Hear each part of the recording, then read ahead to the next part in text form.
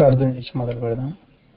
ఓం గురు బ్రహ్మ గురు విష్ణు గురుదేవో మహేశ్వర గురు సాక్షాత్ పరబ్రహ్మ తస్మై శ్రీ గురవే నమః.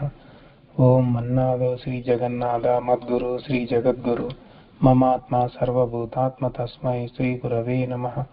ఓం అఖండ మండలాకారం వ్యాప్తం ఏన చరాచరం తత్పదం దర్శితం ఏన తస్మై శ్రీ గురవే నమః.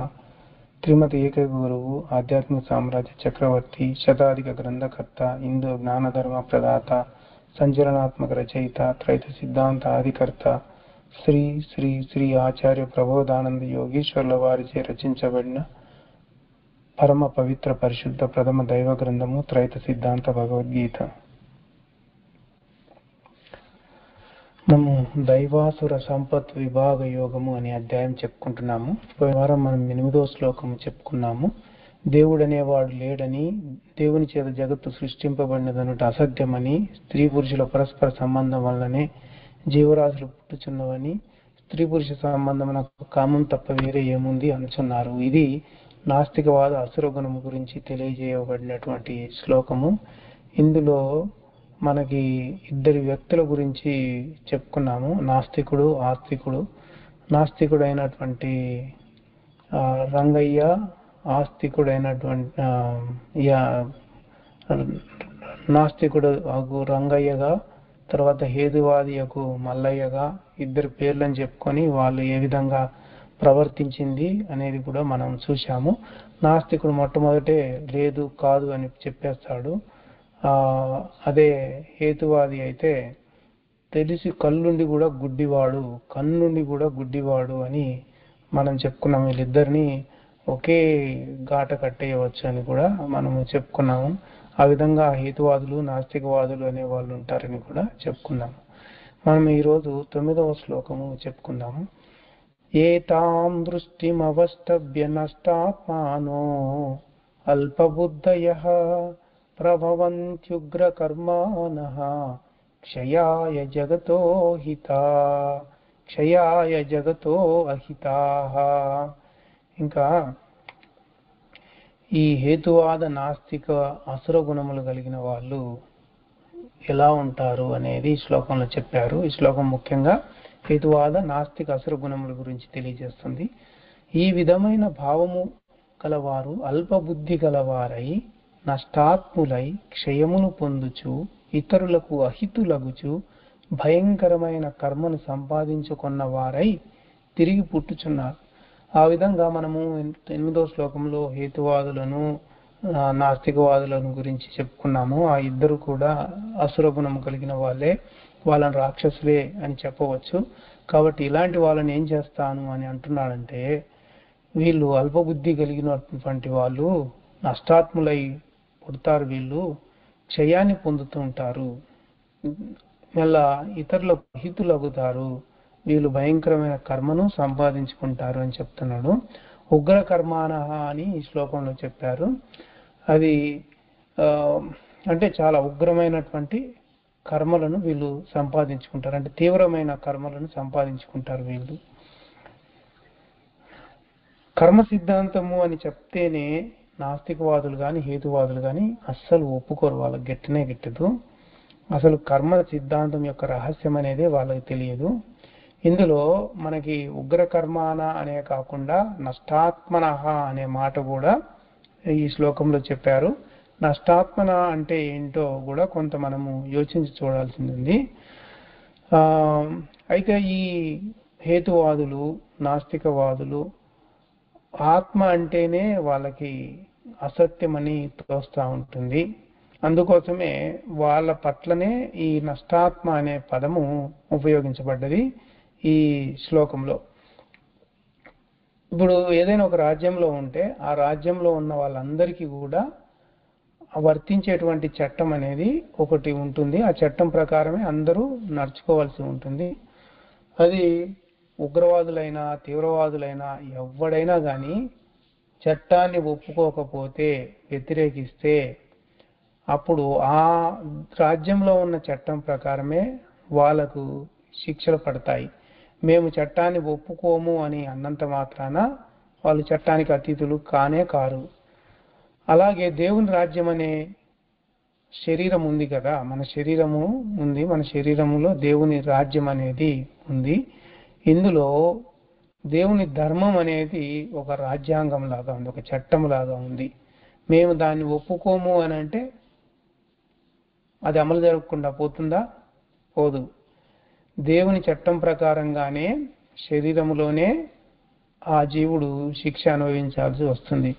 ఎవని శరీర రాజ్యంలో వాని యొక్క కర్మ లెక్కించబడుతూ ఉంటుంది. వాడు ఎంత కర్మ సంపాదించుకున్నది అంతా లెక్కించబడుతూ ఉంటుంది. వాడు ఎప్పుడెప్పుడు ఏ ఏ కర్మ అనుభవించాలనేది కూడా లెక్కగట్టి మరీ అమలు చేయబడుతూ ఉంటుంది. కాబట్టి రాయబడినటువంటి కర్మకు తగినటువంటి శిక్ష కానీ అక్ష కానీ అంతా కూడా శరీరంలోనే జరపబడుతూ, శరీరంలోనే నిర్ణయించబడుతూ ఉంటుంది. దాని ప్రకారంగానే అమలు జరపబడుతూ ఉంటుంది. ఇప్పుడు బయట కోర్టుల్లో న్యాయవాదులు ఉన్నట్లు మన శరీర రాజ్యాంగంలో ఎవరు కూడా మన తరఫున వాదించడానికి న్యాయవాదులు అనేవాళ్ళు ఎవరు ఉండరు. అక్కడ వాదనలు ఉండవు, ప్రతివాదనలు ఉండవు, సాక్ష్యాలు ఉండవు. తప్పు చేసిన రోజే శిక్ష కూడా రాసి పెట్టబడి ఉంటుంది. కాబట్టి అది అమలుకు వచ్చినప్పుడు తప్పకుండా అమలు జరిగి తీరుతుంది, అనుభవించి తీరాల్సి వస్తుంది.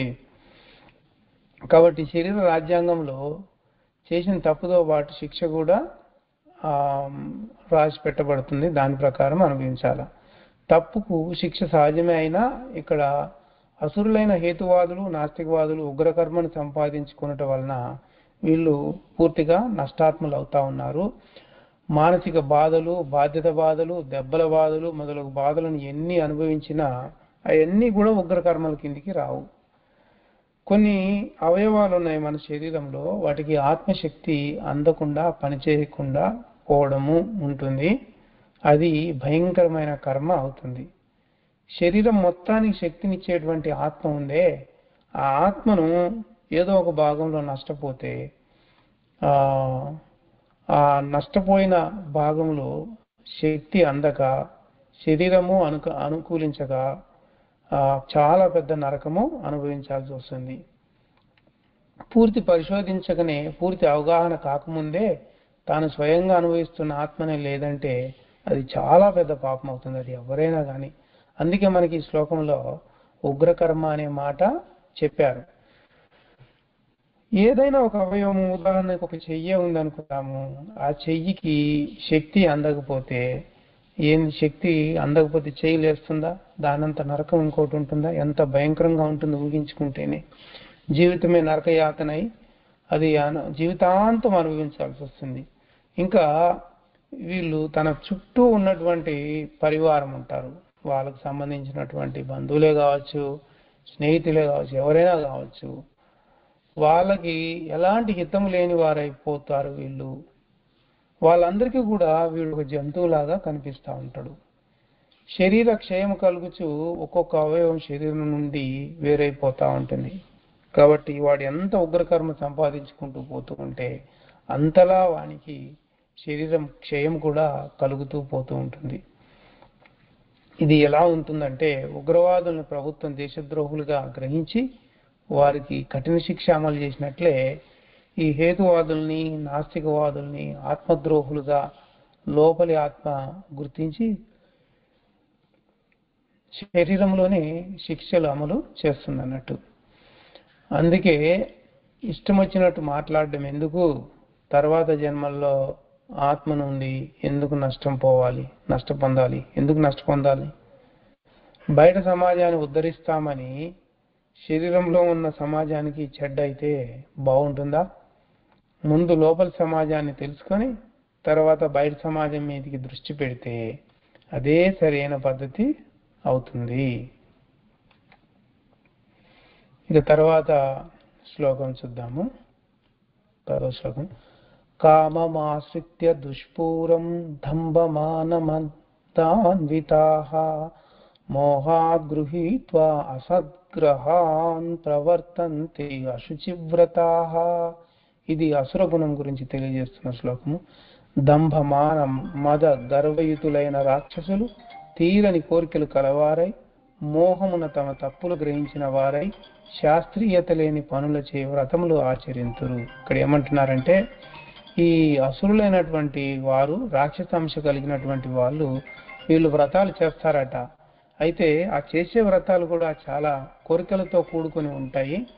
వాళ్ళు ఆడంబరాన్ని చాటాలని చెప్పి గర్వంతో చేస్తూ ఉంటారు. ఇవన్నీ ఎప్పుడు ఎవరికి ఒక పైసా కూడా ఇవ్వనటువంటి వాళ్ళు కూడా వాళ్ళ గొప్పతనాన్ని బయటకి తెలియజేయడం కోసము అనవసరమైన సందర్భాల్లో ఎంతైనా ఖర్చు పెట్టి వీళ్ళు వ్రతాలు చేస్తూ ఉంటారు.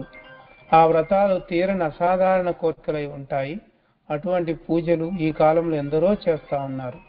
దైవాంశ కలవారు చేయు పూజలు రాక్షసాంశ కలవారు చేయు పూజల్లో కూడా ఎంతో తేడా ఉంటుంది. అసురుల పూజలు కోరికల నిమిత్తమై ఉంటూ తమ గొప్పదనాన్ని చాటునమై ఉంటాయన్నట్టు. ఇది ఈరోజు 10వ శ్లోకం వరకు చెప్పుకుందాం. వచ్చే వారము 11, 12 శ్లోకాల నుంచి మొదలు పెడదాము. మంగళం పాడి ముగిద్దాం. ఓం మంగళం గురుదేవాయ మహనీయ ప్రబోధాత్మనే సర్వలోక శరణ్యాయ సాధు రూపాయ మంగళం. అందరికీ ప్రబోధాత్మను నమస్కారం.